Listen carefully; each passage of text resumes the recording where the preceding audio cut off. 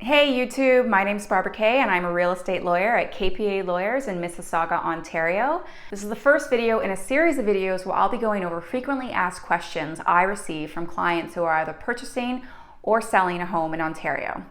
For today's video, I'm going to be going over the possible tax questions that people might have when it comes to buying or selling their home. In particular, in Ontario, when you are buying a home, as part of your closing costs, you'll be expected to pay land transfer tax. In addition to land transfer tax, if you're purchasing in Toronto, you might have what's also known as the municipal land transfer tax on top of your provincial land transfer tax. Having said that, one of the most common questions I get is, how much am I expected to pay for my land transfer tax? The formula for land transfer tax is as follows. The first $55,000 of your purchase price will be taxed at 0.5%.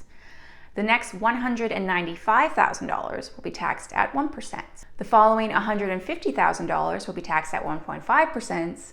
The next $1,600,000 will be taxed at 2%. And then anything over $2 million will be taxed at 2.5%. So a common misconception that I get from first-time home buyers in particular is, will that 2.5% be getting charged on the entire purchase amount? Not true. It will only be charged on amounts exceeding $2 million. So if you have a purchase price of $400,000 for a condo in, let's say Mississauga, the first $55,000 will be taxed at 0.5%.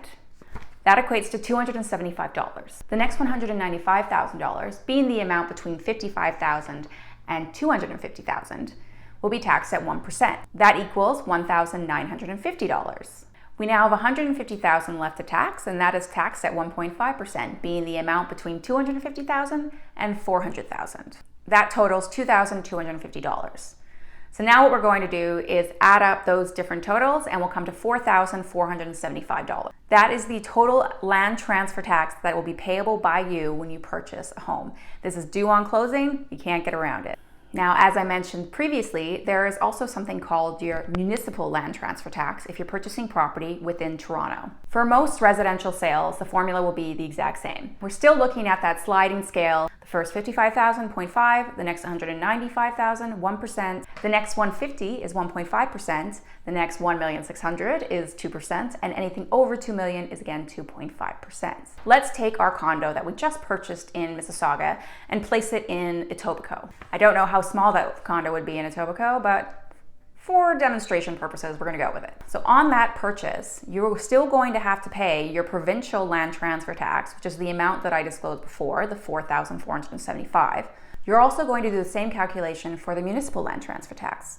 So we're looking at another $4,475. This again is due on closing, and it's in addition to your closing costs.